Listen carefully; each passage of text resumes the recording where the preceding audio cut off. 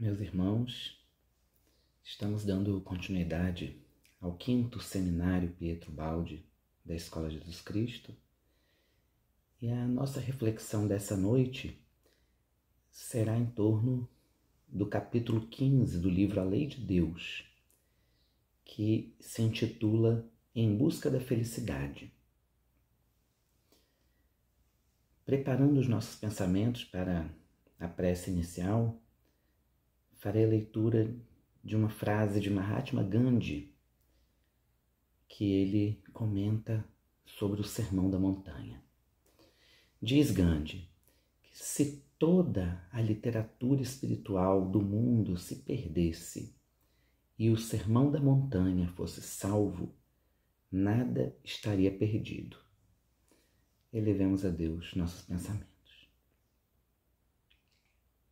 Senhor Deus, nosso Pai amado, Jesus, nosso Mestre, estamos aqui, Senhor, para agradecer e louvar. Agradecemos, Senhor, porque Tu vieste ao mundo para nos trazer os ensinamentos e os exemplos que nos conduzem à salvação. E Te louvamos, Senhor, porque na cruz do Calvário, o Senhor morreu por nós, levando consigo as nossas iniquidades, os nossos pecados, e nos dando a oportunidade de encontrarmos a salvação através do Teu caminho, do Teu exemplo. Pedimos, Senhor, que abras as nossas mentes e corações para que possamos entender e aplicar os Teus ensinamentos em nossas vidas. Fica conosco, Senhor Jesus, e guarda-nos na Tua santa paz. Em Teu santo nome, que assim seja. Meus irmãos, no capítulo 15 do livro A Lei de Deus, Pietro Baldi diz que se quisermos resumir em 2 palavras o assunto que foi desenvolvido nos capítulos anteriores, poderíamos dizer que falamos da lei, os capítulos anteriores desse livro. Temos falado dela porque ela representa o ponto central da nossa vida e o caminho da nossa salvação. Então, ele diz isso acerca da lei de Deus. A lei exprime o pensamento e a vontade de Deus, constituindo a regra fundamental de nossa conduta. Poder-se-ia perguntar, no entanto, qual é o seu conteúdo? O conteúdo da lei, pelo menos no que se refere às normas que regem a conduta humana, é bem conhecido no mundo e não nos cabe repeti-lo. Ele já foi sintetizado nos 10 mandamentos de Moisés, exemplificado no Evangelho pelas religiões e pelos princípios morais aceitos pelo homem. Há milênios o mundo repete estas verdades. A nossa tarefa não é fazer mais um tratado de moral ou de religião. Não é deles ou de pregações que temos falta, mas sim da sua aplicação na vida prática. Então o Baldi diz: nossa tarefa foi só demonstrar também aos que não acreditam nas religiões que a lei está presente e funciona de verdade, trazendo consigo sérias consequências práticas, às quais não se pode fugir, sejam elas de utilidade ou de prejuízo. Quem tiver entendido nossas palestras saberá agora o que lhe acontecerá se a sua conduta não for aquela que a lei estabelece. Não temos falado de infernos longínquos, nem de vingança de Deus, absurdas, porque ele não pode ser mau, mas só de sua bondade e justiça, o que convence muito mais. Temos falado aos homens práticos com palavras de lógica sobre os fatos concretos que cada um com seus próprios meios, pode verificar em nosso mundo fatos cujo sentido só assim é possível explicar e compreender. Agora podemos claramente entender as razões pelas quais nos convém seguir o caminho da honestidade e ver quão louco é o mundo ao provocar o seu próprio prejuízo seguindo o caminho oposto.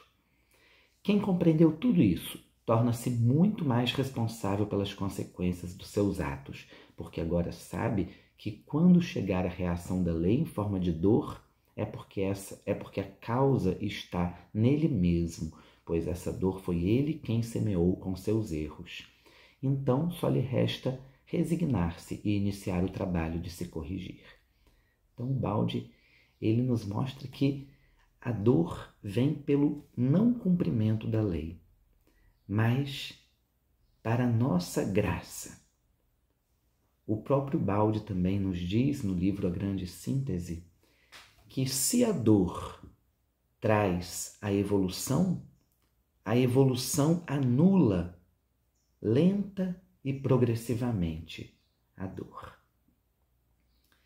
E agora o Balde começa então a comentar sobre o Sermão da Montanha, aquele que Gandhi, um não cristão, disse que era a mais importante literatura espiritual que já havia sido escrita no mundo. Mencionamos anteriormente o Sermão da Montanha de Cristo. Esse sermão sintetiza em poucas palavras aquilo no que a lei quer que nos tornemos, chamando de bem-aventurados os que atingem aquele nível superior da vida ao qual o sermão se refere. Por estas palavras do Evangelho, a lei nos diz que o que nos aguarda se obedecermos a ela e assim adquirirmos as qualidades dos mais evoluídos, tornando-nos humildes de espírito, pacientes no sofrimento, mansos, justos, misericordiosos, limpos de coração, pacificadores, etc. Eis as palavras de Cristo no Sermão da Montanha. Bem-aventurados os humildes de espírito, porque deles é o reino dos céus. Bem-aventurados os mansos, porque herdarão a terra. Bem-aventurados os que têm fome e sede de justiça, porque serão fartos. Bem-aventurados os misericordiosos, porque alcançarão misericórdia. Bem-aventurados os limpos de coração, porque verão a Deus. Bem-aventurados os pacificadores, porque serão chamados filhos de Deus. Bem-aventurados os que têm sido perseguidos por causa da justiça, porque deles é o reino dos céus. Alegrai-vos e exultai, porque é grande o vosso galardão nos céus. Evangelho de Mateus, capítulos 5, 6 e 7, onde Jesus fala sobre o Sermão da Montanha.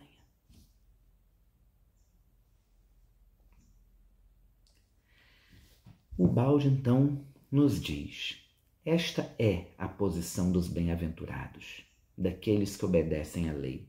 Mas esta não é a nossa posição no atual nível humano, cujas virtudes de força e astúcia são completamente diferentes. Procuremos então parafrasear este trecho do Evangelho, repetindo-o numa forma diferente, para ver quais são as reações com que a lei nos impulsiona para que nos tornemos os bem-aventurados mencionados no Sermão da Montanha. Então esse é o objetivo de Ubaldi ao escrever esse capítulo. Nos apresentar de forma prática, de forma lógica, como a lei de Deus nos torna aqueles bem-aventurados que Jesus cita no Sermão da Montanha. Ele diz: nós ainda não somos. O atual nível humano que vivemos ainda não nos coloca dentro daquele perfil traçado por Jesus no Sermão da Montanha, quando ele fala das bem-aventuranças. E o Balde continua dizendo: o Sermão da Montanha, apresenta um aspecto superior da lei, mas agora haveremos neste mesmo assunto sobre outro aspecto, ou seja, como ela funciona a este respeito no nível humano, que não é na realidade dos bem-aventurados, mostrando os meios pelos quais a lei que nos estimula a atingir aquela abençoada posição de bem-aventurados. A lei nos estimula, nos conduz a nos tornarmos aqueles dignos das bem-aventuranças traçadas por Jesus. Assim, os homens práticos do nosso mundo, mesmo podendo pensar que o Sermão da Montanha exprime uma filosofia de sonho, verão que ele, por caminhos diferentes, mais duros e proporcionados à rudeza do homem, também está se realizando em nosso baixo nível de vida. Vejamos assim qual é a posição dos não bem-aventurados do Evangelho, que vivem a lei, mas a do homem comum do mundo, que, ainda não vivendo a lei de Deus, é impulsionado a vivê-la. Eis então como se poderia repetir o Sermão da Montanha, relacionando com este outro ponto de referência. Então agora o Balde ele começa a parafrasear, o Sermão da Montanha de Jesus, nos trazendo os aspectos do Sermão da Montanha que permitem ao homem que ainda não se encontra dentro das condições que a lei exige, mas que esse homem pode, impulsionado pela própria lei, se tornar um bem-aventurado dentro da lei de Deus. Então vamos ao texto de Ubalde. Bem-aventurados os soberbos, porque eles terão de sofrer tantas humilhações que aprenderão a lição da humildade, e assim deles será o reino dos céus. Aquele que humilha, aquele que é soberbo e se coloca sempre acima dos outros, por tanto sofrer humilhações, a reação da lei que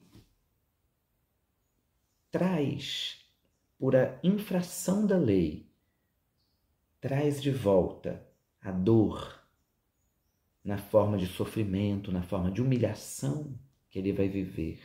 Por tanto ser humilhado, aprenderá a lição da humildade. Então, bem-aventurados os soberbos, porque eles ainda não são humildes, mas por serem humilhados em razão da lei, como disse o Balde, a lei ela não nos causa a dor. A dor somos nós mesmos que causamos quando nós buscamos infringir a lei. E o Balde continua, bem-aventurados os que gozam demais, só pensando em si e para além dos limites razoáveis, porque terão de sofrer necessidades e abandono até aprender a regra da justa medida e do amor ao próximo, e então serão consolados. E essa bem-aventurança daqueles que gozam demais, que um dia terão necessidades, um dia sofrerão abandono, precisarão aprender dessa forma e então serão consolados quando passarem pela dor. Essa passagem me remete à história do filho pródigo, que buscou gozar demais a vida, até sentir-se humilhado, a tal ponto que chegou a cogitar retornar à casa do pai, não como filho, mas como empregado. Ele se humilhou depois de ter vivido aquela vida de soberba. Ele aceitou a humilhação pela necessidade que ele viveu, por estar abandonado, se alimentando da comida dos porcos, e ele preferiu se tornar um dos empregados de seu pai. E quando ele retorna, recebido uma festa com muita alegria, e ele, enfim, era consolado de toda dor e sofrimento que ele havia vivido. Bem-aventurados os soberbos, terão de sofrer necessidades e abandono até aprender a regra da justa medida e do amor ao próximo, então serão consolados. Bem-aventurados os prepotentes, os ferozes, os guerreiros, porque tanto serão esmagados pela prepotência, ferocidade e agressão dos outros, que se tornarão mansos e então herdarão a terra. Olha que beleza, meus irmãos. Os que hoje humilham, os que hoje esmagam pela sua prepotência, por reação da própria lei, encontrando aquilo que eles mesmos buscaram, serão também esmagados pela prepotência, ferocidade e agressão dos outros. E serão impelidos a se tornar mansos. E como mansos, herdarão a terra. Bem-aventurados os que sustentam e praticam a injustiça, porque tanta injustiça terão de receber, que compreenderão quão duro é ter de estar submetidos a ela, e então, por terem aprendido à sua custa a ambicionar a justiça, desta serão fartos. Os injustos se tornarão justos, e então serão fartos. Bem-aventurados os desapiedados, porque não encontrarão misericórdia, e de tanto a invocarem para si sem recebê-la, compreenderão a necessidade da bondade e do perdão, alcançando então a misericórdia. Vejam que beleza, meus irmãos, o pensamento de Ubaldi, que nos traz a possibilidade de, mesmo não estando entre os bem-aventurados, ele nos mostra que a lei atua sobre todos nós e que a própria lei, o próprio cumprimento da lei, nos coloca um dia na condição de bem-aventurados. Bem-aventurados os impuros de coração, porque ficaram tão submersos na ignorância e na maldade, com os consequentes erros e dores, que purificarão seu entendimento e assim compreenderão a lei e verão a Deus. Então, aqueles que ainda não têm o coração puro, por estarem mergulhados na ignorância e na maldade, purificarão seu próprio entendimento, compreenderão a lei e poderão um dia ver a Deus. Aqui o Ubaldi nos mostra que as bem-aventuranças de Cristo, na verdade, são para todos. Todos estão fadados pela lei a se tornarem bem-aventurados. Bem-aventurados os que gostam de brigas e disputas, porque pelo fato de não conseguirem encontrar a paz, irão almejá-la e procurá-la em toda a parte, até que se tornarão pacificadores, e então serão chamados filhos de Deus. Aqueles que buscam a guerra, um dia, cansados da guerra, buscarão a paz. E então poderão encontrar a felicidade de serem chamados filhos de Deus. Bem-aventurados os que perseguem com injustiça os outros, porque tanto serão perseguidos pela sua própria injustiça, que aprenderão a ser justos e então deles será o reino dos céus.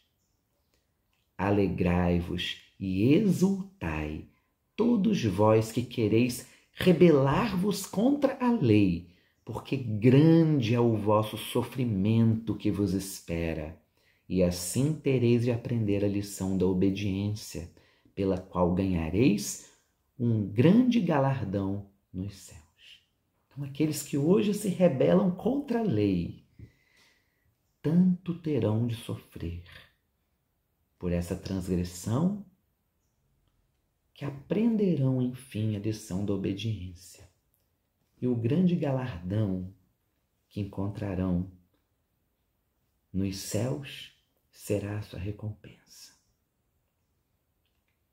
O Ubaldi, então, conclui o seu estudo dizendo: eis como o Evangelho dos céus, assim se poderia chamar a palavra de Cristo. Olha que beleza, meus irmãos. O Evangelho dos céus tem de se traduzir na terra, para que seja possível realizar-se aqui. Eis como o Evangelho vai tornar-se realidade viva também para os surdos e os rebeldes. Eis como a lei se mantém em ação e se realiza plenamente também em nosso mundo. Seria absurdo que a ignorância e a má vontade do homem fosse deixado o poder de paralisar a lei. Seria absurdo que a ignorância e a má vontade do homem fosse deixado o poder de paralisar a lei. E com isso, sua obra de salvação. Então, o homem, ele não pode fazer nada que impeça a concretização, a plenificação da lei de Deus. Não há nada que o homem possa fazer para impedir. Eis como Deus, para o nosso bem, nos torna bem-aventurados mesmo se não o quisermos. Ele quer, custe o que custar, a nossa salvação.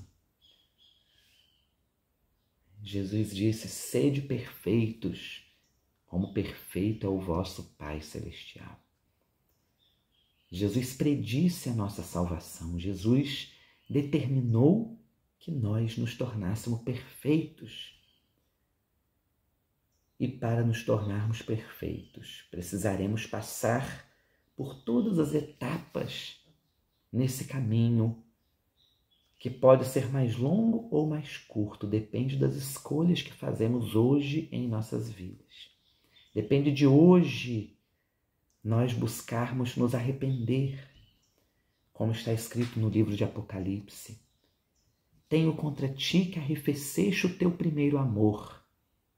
Procura onde caíste, arrepende-se, encontra o caminho, retorna para o primeiro amor. Devemos buscar a Deus, devemos nos reaproximar de Deus, como o filho pródigo reaproximou-se do seu pai com humildade, para que possamos encontrar essas bem-aventuranças. E o Ubaldi diz ainda: Ele, Deus, quer, custe o que custar, a nossa salvação. Por isso, quando for indispensável, usa também o chicote da dor, porque ele sabe que um dia a abençoaremos quando por este caminho nos tivermos tornado bem-aventurados. É através da dor. A dor que traz a evolução e a evolução que anula lenta e progressivamente a dor. A grande maravilha da lei é que ela responde a cada um conforme sua natureza. Ela responde aos nossos movimentos com a mesma exatidão com que um espelho reflete a nossa imagem. Se a nossa imagem no espelho é feia, a culpa não é do espelho, mas de nós que somos feios. Se formos bonitos, a imagem será bonita. Da mesma forma, o tratamento que recebemos da lei depende do que somos e fazemos. Se somos bons e obedientes, ela responderá com bondade. Mas se somos maus e rebeldes, ela nos ensinará que temos de aprender com o azorrague da dor.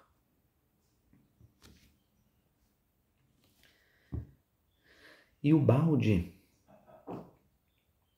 conclui suas palavras dizendo: quanto tempo, é uma reflexão que ele traz, né, para todos nós. Quanto tempo continuará o homem se rebelando contra a ordem da lei e fugindo assim da sua própria felicidade? As forças da vida são movimentadas pela lei, de maneira que a compreensão terá de chegar. Houve um tempo em que o homem acreditou com certeza absoluta na imobilidade da terra e na imutabilidade da matéria. Mas agora entende que a imobilidade e a imutabilidade aparentes são um estado de velocidade constante que nos parece sem movimento, porque nós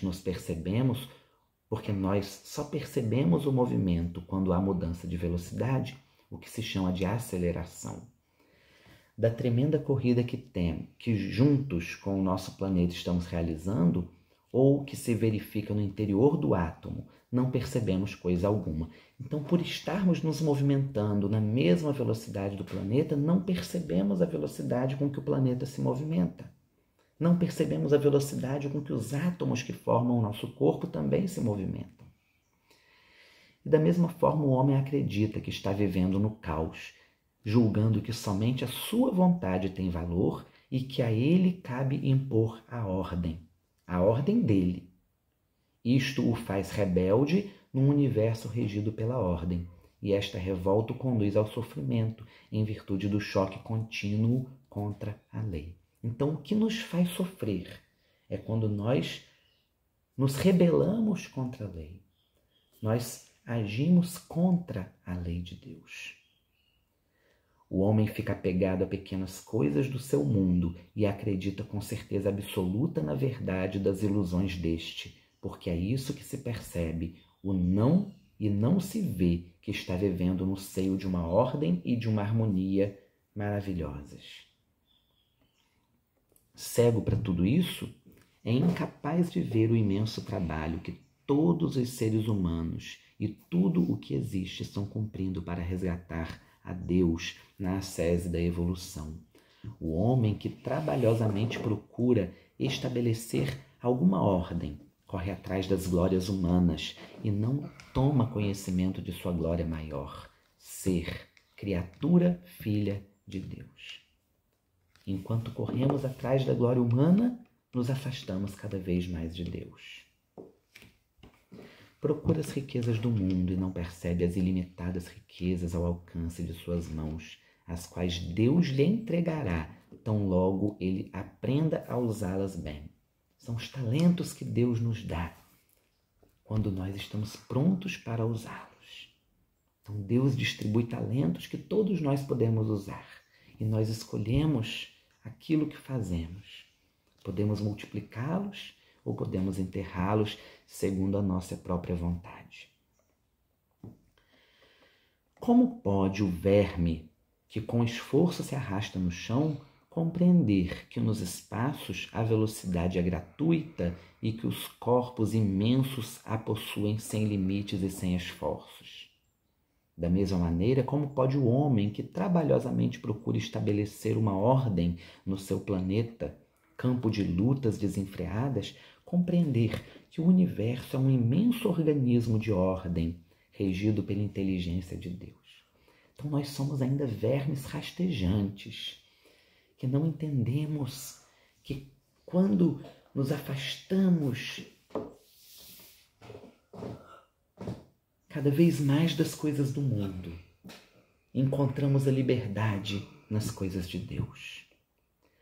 Quando resolverá o homem, vítima do seu atraso, avançar para a conquista dos novos continentes do espírito que o esperam? Quando conseguirá ele, preso na sua forma mental, quebrar as paredes dessa prisão? Quando quererá ele resolver de uma vez para sempre todos os seus problemas evoluindo. Então, meus irmãos, o Balde conclui esse pensamento dizendo que tudo depende da nossa boa vontade e do nosso esforço. Que nós possamos, meus irmãos, então, buscar o quanto antes perceber o quanto ainda estamos lutando contra a lei de Deus, para que nós possamos nos tornar voluntariamente humildes, para que nós possamos nos tornar mansos, para que nós possamos ter fome e sede de justiça, para que nós nos tornemos misericordiosos, para que nós purifiquemos o nosso coração, para que nós nos tornemos pacificadores, para que nós não mais sejamos perseguidores, mas aplicadores da justiça de Deus. Para que nós não mais sejamos aqueles que fazem chorar, mas aqueles que choram porque serão consolados. Porque assim poderemos nos alegrar e exultar, porque grande será o nosso galardão nos céus. Elevemos a Deus nossos pensamentos. Senhor Jesus, a Ti agradecemos, Pai, por nos ter dado o Sermão da Montanha, tão importante para a nossa própria evolução, para o nosso próprio entendimento. E se ainda não nos encaixamos nas características daqueles que são bem-aventurados da Tua lei, Senhor, que possamos procurar seguir os Teus ensinamentos em nossas vidas, aplicar aquilo que ouvimos,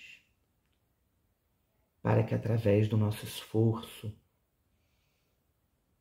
possamos nos tornar merecedores das Tuas bênçãos, das Tuas bem-aventuranças. Que o Senhor nos fortaleça, que o Senhor nos guie, que o Senhor nos ampare, que o Senhor fique ao nosso lado nesta caminhada, Senhor, para que possamos o quanto antes entendermos os Teus ensinamentos e aplicá-los em nossas vidas. Agradecemos, Senhor, pela oportunidade de estudo e aprendizagem acerca do Teu Evangelho e Te rogamos, Senhor, fica conosco, hoje e para todo sempre. Que assim seja.